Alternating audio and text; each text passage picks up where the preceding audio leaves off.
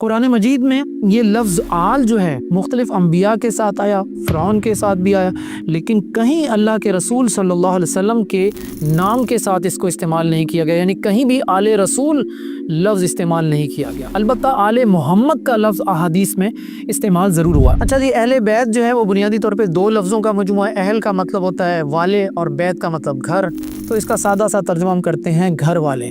تو آج بھی ہم اپنے پاکستان بر صغیر پاک و ہند میں جب کہتے ہیں یار گھر والوں نے بھی جانا ہے، جب ہم اپنے دوستوں کی یا باہر مجلس میں بات کرتے ہیں تو ہم یہ نہیں کہتے کہ میری بیوی نے جانا ہے، ہم اپنی بیوی کا نام نہیں لیتے، لفظ بیوی کا استعمال نہیں کرتے، بلکہ کیا کہتے ہیں؟ ہم کہتے ہیں یار گھر والوں نے بھی جانا ہے۔ اگر ہم اس طرح گرامیٹیکلی ہم ضمائر میں آ جائیں گے کہ جی یہاں پر چونکہ اس آیت میں جمع مذکر کو استعمال کیا گیا تو یہ ازواج مطہرات اس سے باہر نکل رہی ہیں، تو پھر مجھے یہ بتائیے کہ پورے قرآن مجید میں آپ ثابت کر دیجئے کہ خواتین کے لیے نماز پڑھنا واجب ہے، آپ خواتین کے لیے روزے رکھنا ثابت کر دیجئے۔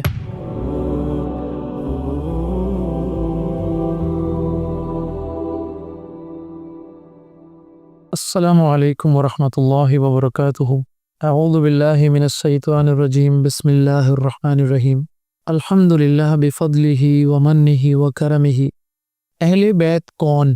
یہ ایک ایسا موضوع ہے، بلکہ حساس موضوع ہے، جس میں ہر مسلمان کے جذبات یا کہہ لیجیے اس کی عقیدت وابستہ ہے۔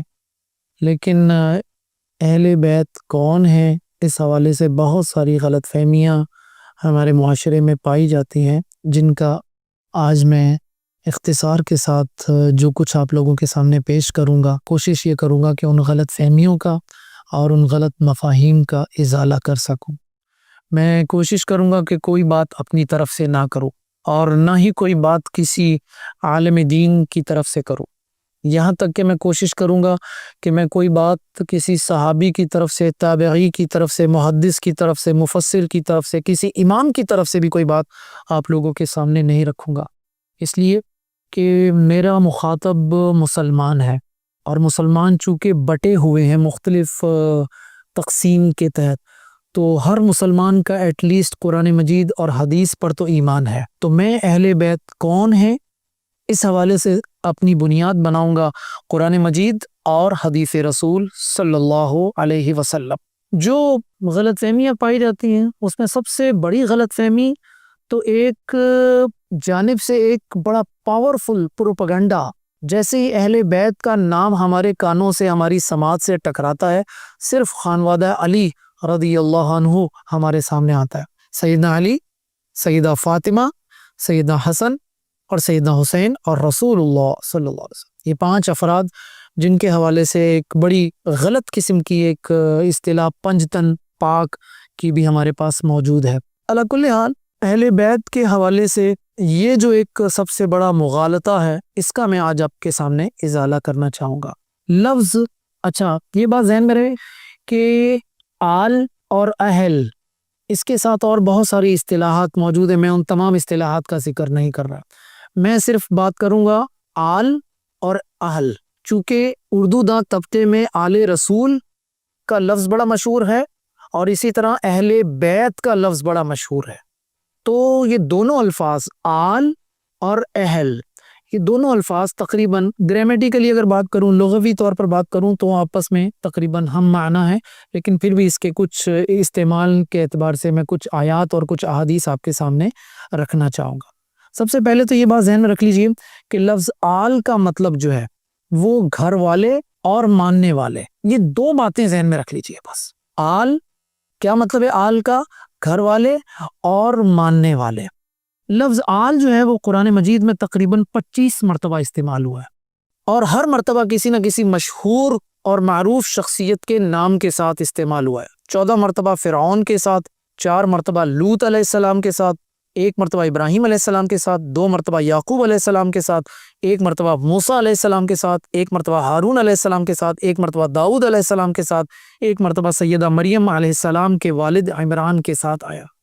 اچھا، چونکہ لفظ آل کا ایک مفہوم اہل تشیع جو بیان کرتے ہیں عرف عام میں یہاں پر اس حوالے سے بھی کچھ ایک تھوڑی سی وضاحت کرتا چلوں کہ اہل تشیع کے جتنے ثقہ ان کے نزدیک جو مصادر ہیں وہ بھی آل کا لفظ کثرت کے ساتھ قوم اور پیروکار کے مفہوم میں استعمال کرتے ہیں۔ یہ جو آیت ہے وَأَغْرَقْنَا آلَ فِرْعَوْنَ وَأَنْتُمْ تَنْظُرُونَ، یہ مشہور شیعہ مفسر ہیں ملا مقبول دہلوی، وہ لکھتے ہیں اور تمہارے دیکھتے ہی دیکھتے فرعون والوں کو ڈبو دیا۔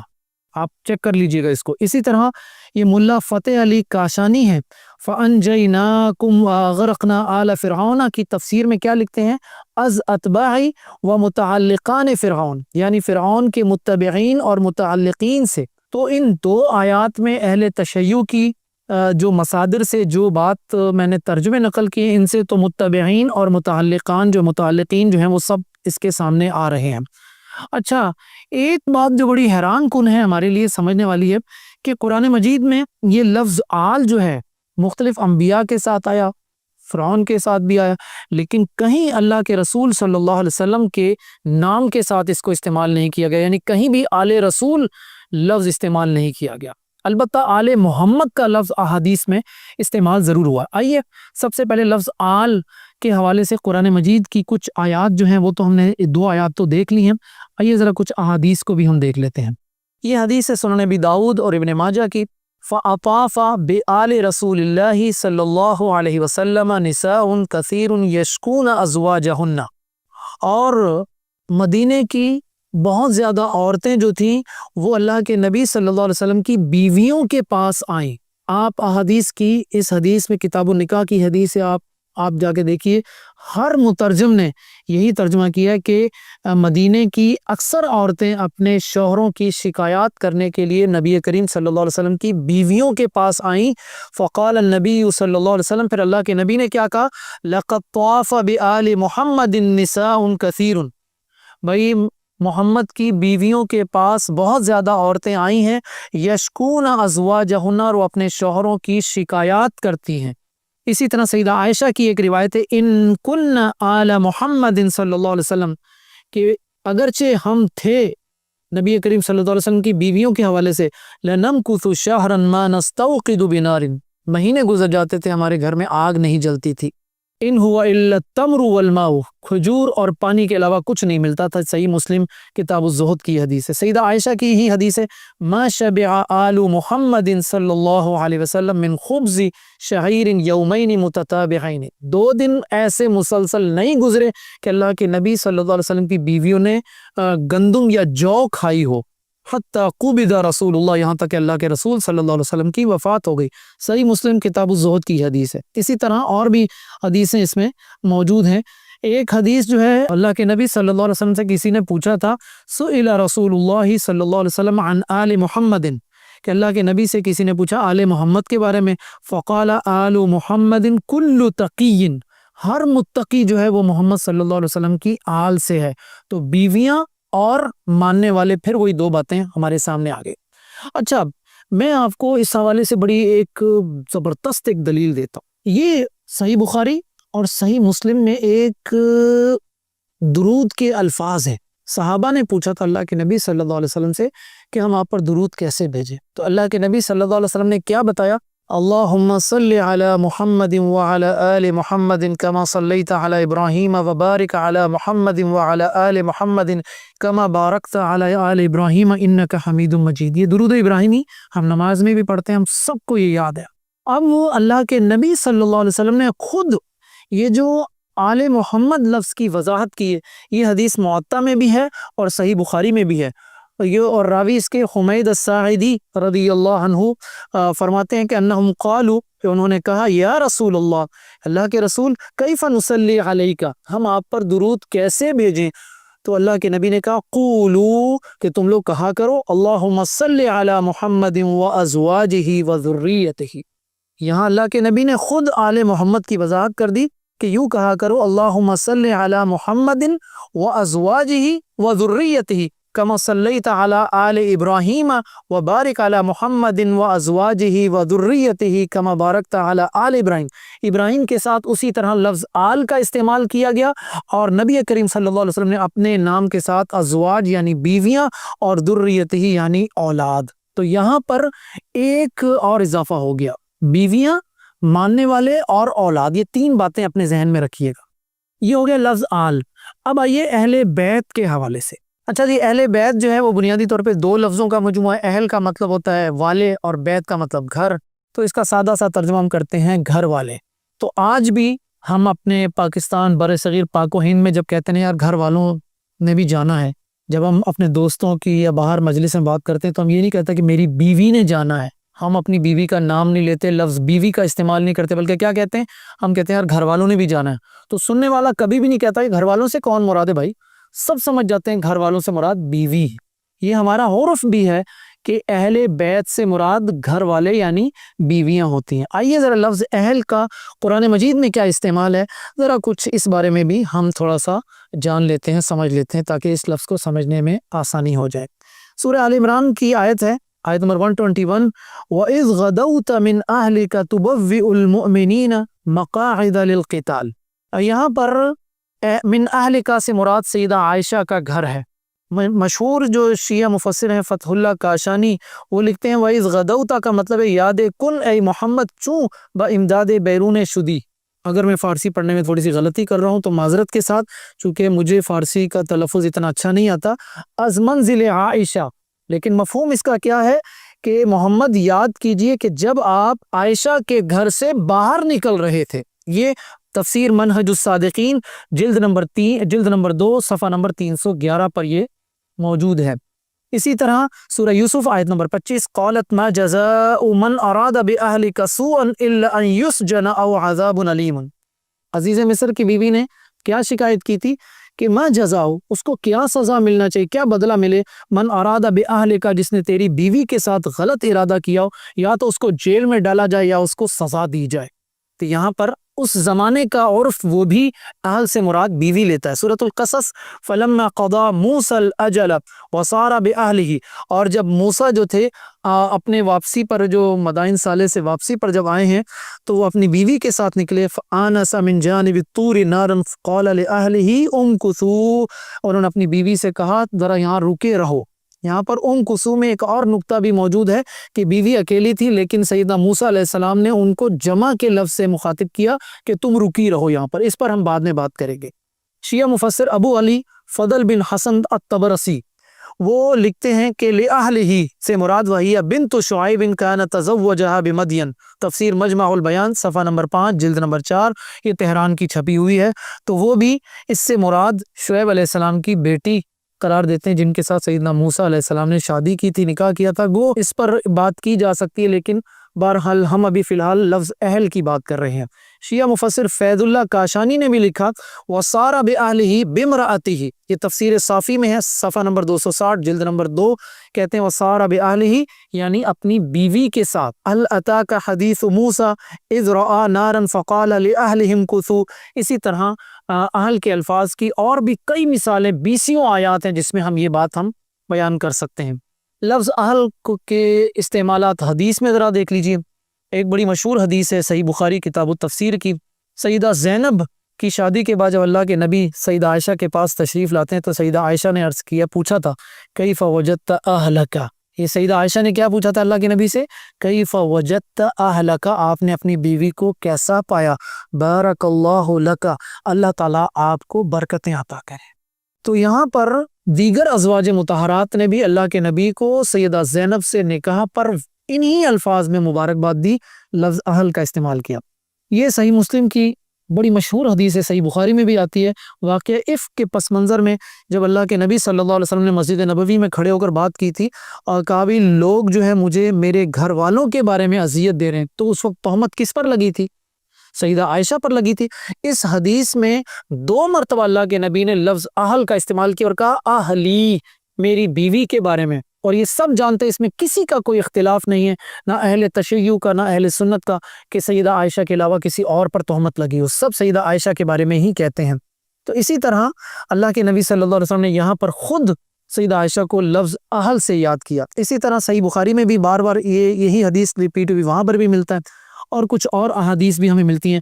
مثال کے طور پر سیدنا عثمان اور سیدہ رقیہ کی جب ہجرت حبشہ ہوئی تھی تو اس وقت اللہ کے نبی نے کیا فرمایا تھا کہ بھائی ان عثمان اول من ہاجر الی اللہ باہلہ بعد لوط، عثمان جس نے اللہ کی راہ میں ہجرت کی اپنی بیوی کے ساتھ لوط علیہ السلام کے بعد، اور یہ سب اس پر متفق ہیں تمام روافظ کے، اہل تشیع کے اور اہل سنت کے مصادر کے، سیدنا عثمان غنی نے سیدہ رقیہ کے ساتھ ہجرت کی تھی۔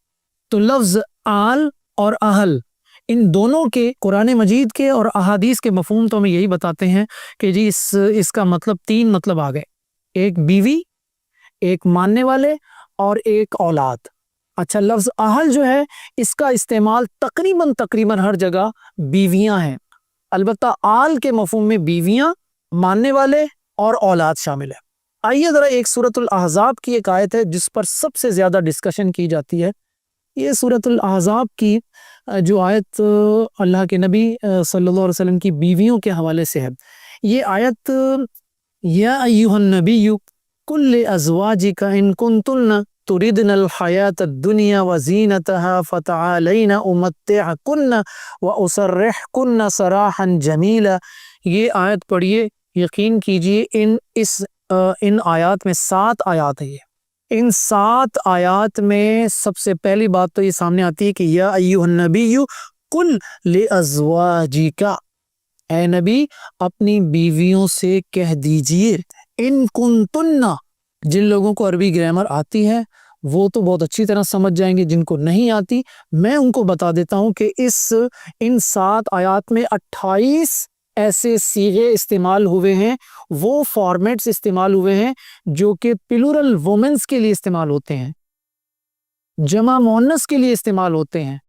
مثال کے طور پر ان کنتن تم سب کے سب، تردنا یہ بھی، اسی طرح فتعالینا یہ بھی جمع مؤنث کا صیغہ ہے، امتعکن یہ بھی جمع مؤنث کا صیغہ ہے، ضمیر ہے، واسرحکن یہ بھی جمع مؤنث کے لیے ضمیر استعمال ہوئی، کنتن تردن اللہ ورسولہ فإن اللہ اعد للمحسنات، یہ دیکھیے للمحسنات کا لفظ بھی بتا رہا ہے کہ اللہ کے نبی کی بیویاں یہاں پر مراد ہیں، من کننا یہ بھی جمع مؤنث کا لفظ ہے، یا نساء النبی، اس سے بڑی کیا بات ہوگی کہ اللہ تعالیٰ نے کتنی صراحت کے ساتھ کہا یا نساء النبی، اے نبی کی بیویوں، اے نبی کی عورتوں، گھر والیوں، من یاتی من کننا پھر جمع مؤنث کا صیغہ، یضاعف لہا، یہ لہا جو ہا ضمیر ہے یہ مؤنث کی ضمیر ہے، وکان ذلک علی اللہ یسیرا، ومن یقنط من کننا یہ بھی جمع مؤنث کا لفظ ہے، وتعمل یہ بھی مؤنث کا صیغہ ہے، نؤتیہا یہ بھی مؤنث کا صیغہ ہے، اجرہا مؤنث کا صیغہ ہے، واعتدنا لہا مؤنث کا صیغہ ہے، رزقا کریما، یا نساء النبی پھر دوبارہ اے نبی کی بیویوں یا اے نبی کی گھر والیوں، لستن جمع مؤنث کا صیغہ ہے، کاحد من النساء ان اتقیتن جمع مؤنث کا صیغہ ہے، فلا تخضعن جمع مؤنث کا صیغہ ہے۔ یعنی اس آیت میں مکمل طور پر جو خطاب ملتا ہے وہ صرف اور صرف اللہ کے نبی صلی اللہ علیہ وسلم نے نبی کریم صلی اللہ علیہ وسلم کی بیویوں کو خطاب کیا۔ صرف ایک آخری آیت آتی ہے، انما یرید اللہ لیذھب عنکم الرجس اہل البیت ویطہرکم تطہیرا، اس کا ترجمہ کیا ہے؟ بے شک اللہ تعالیٰ چاہتا ہے لیذھب عنکم الرجس اہل البیت، کہ بھئی اللہ تعالیٰ اہل بیت سے ناپاکی کو دور کرنا چاہتا ہے، وَيُطَهِّرَكُمْ تَطْهِيرًا اور تمہیں پاک کرنا چاہتا ہے۔ لیکن دلیل کیا بولی جاتی ہے کہ یہاں پر انکم، یہاں پر جمع مذکر کا صیغہ آ گیا جی، بھائی پیچھے ساری آیات میں جمع مؤنث کا صیغہ تھا، صرف ایک ہی آیت تھی انکم اور یطہرکم، ان دونوں میں مذکر جمع مذکر کا صیغہ استعمال ہوا، تو معلوم ہوا جی کہ جمع مذکر کے صیغے میں یہ اب یہاں پر بیویاں مراد نہیں ہیں بلکہ صرف اور صرف خانوادہ علی مراد ہے۔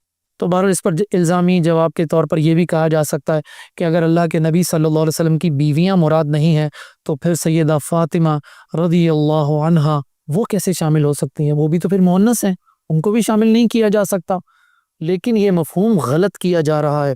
پھر اس کے بعد وذکرنا، پھر جمع مؤنث کا صیغہ، پھر اللہ کے نبی کی بیویوں سے خطاب کیا جا رہا، ما یتلا فی بیوتکن، اور جو تمہارے گھروں میں تلاوت کی جاتی ہے اللہ تعالیٰ کی آیات سے۔ تو ان آیات کو اگر غور سے پڑھا جائے، آپ جائیے آپ کے گھر میں جو بھی ترجمہ قرآن موجود ہے آپ اس کو بغور پڑھیے تو آپ کے سامنے چند نکات آئیں گے جو میں اختصار کے ساتھ آپ کے سامنے رکھنا چاہوں گا۔ پہلی بات تو میں نے کر دی کہ اس میں 28 مرتبہ وہ ضمائر اور افعال جمع مؤنث کی مناسبت سے استعمال کیے جا رہے ہیں، نمبر ایک۔ نمبر دو، ان آیات میں ایسا کوئی قرینہ نہیں پایا جاتا کہ ازواج مطہرات کو اہل بیت سے خارج کیا جائے۔ نمبر تین، اس آیت کی جو مناسبت سے جو احادیث بیان کی جاتی ہیں وہ تقریباً 10-12 احادیث مختلف کتابوں میں ہیں، وہ تمام کی تمام احادیث کو آپ پڑھ لیں، ان تمام احادیث میں ایسا کوئی لفظ نہیں پایا جاتا جس میں اللہ کے نبی صلی اللہ علیہ وسلم نے سیدہ فاطمہ، سیدنا علی، سیدنا حسن و حسین کو بلایا ہو اور ان کو اپنی چادر تلے جگہ دی اور مطلب ان کے لیے دعا کی۔ تو ان احادیث میں ایسا کوئی قرینہ نہیں ہے کہ ازواج مطہرات کو اس میں سے باہر نکال دیا گیا ہو۔ یہ بات سمجھنے والی ہے۔ اچھا جی، اس کے بعد ایک بات اور بھی کی جائے، اگر ہم اس طرح گرامیٹیکلی ہم ضمائر میں آ جائیں گے کہ جی یہاں پر چونکہ اس آیت میں جمع مذکر کو استعمال کیا گیا تو یہ ازواج مطہرات اس سے باہر نکل رہی ہیں، تو پھر مجھے یہ بتائیے کہ پورے قرآن مجید میں آپ ثابت کر دیجئے کہ خواتین کے لیے نماز پڑھنا واجب ہے، آپ خواتین کے لیے روزے رکھنا ثابت کر دیجئے۔ خواتین پر تو روزے فرض ہی نہیں ہے۔ یا ایھا الذین آمنوا کتب، کیا الفاظ ہیں؟ کتب علیکم الصیام کما کتب علی الذین من قبلکم، یہاں بھی جمع مذکر کی ضمائر استعمال کی جا رہی، اس کا مطلب ہے کہ عورتوں کو تو روزہ رکھنا نہیں چاہیے۔ پھر حج ثابت کر دیجئے کہ حج مردوں کے علاوہ عورتوں پر بھی فرض ہے۔ زکوٰۃ کا حکم ثابت کر دیجئے کہ مردوں کے علاوہ عورت پر بھی ہے۔ میرے بھائی سمجھنے کی ضرورت یہ ہے کہ قرآن مجید نے ہر جگہ جمع مذکر کا صیغہ استعمال کیا، عورتیں اس میں آٹومیٹیکلی شامل ہیں، اس میں یہ ہر جگہ ایسا ہوتا ہے، یہ ہر دنیا کے ہر ادب میں، ہر زبان میں ایسا ملتا ہے۔ میرے پاس وقت نہیں، ادروائز میں آپ کو اردو کی، انگلش کی، فرنچ، اٹالین، دنیا کی دیگر زبانوں کی بھی مثالیں دیتا کہ وہاں بھی وہ لوگ جب کمبائنڈ بیٹھے ہوں لوگ تو وہ یوں کہتے ہیں۔ بتا دیجئے کہ عورت کے لیے کوئی لفظ انگلش میں الگ سے استعمال کیا جاتا ہو، تو یہ چیز سمجھنے والی ہے ہمارے پاس۔ اس کے بعد اس میں ہم یہ کہتے ہیں، جو چیز ہماری سمجھ میں جو ہمیں سمجھنی چاہیے جو چیز، وہ یہ ہے کہ اصل تو جو بات اصولی طور پر کہی جا سکتی ہے، اہل بیت ازواج مطہرات ہیں، الحاقی طور پر اولاد رسول اور آپ کے متبعین بھی اس میں شامل ہیں۔ یہ ہمارا اہل سنت و جماعت کا عقیدہ ہے۔ ہم یہ نہیں کہتے کہ سیدنا علی، سیدہ فاطمہ، سیدنا حسن و حسین اہل بیت میں شامل نہیں ہیں، ہم یہ نہیں کہتے۔ ہم کہتے ہیں کہ اولاد رسول، اللہ کے نبی صلی اللہ علیہ وسلم کی چاروں بیٹیاں، ان کی اولادیں سب اہل بیت میں شامل ہیں، لیکن قرآن کی روح سے اہل بیت اللہ کے نبی صلی اللہ علیہ وسلم کی بیویاں ہیں، اور احادیث میں الحاقی طور پر جو دعائیہ طور پر اللہ کے نبی صلی اللہ علیہ وسلم کے کلمات ہیں، اس میں ہم کہتے ہیں کہ الحاقی طور پر اور طبعاً اولاد رسول بھی اس میں شامل ہیں۔ اسی پر ہم اکتفا کرتے ہیں۔ اجازت دیجیے، السلام علیکم ورحمۃ اللہ وبرکاتہ۔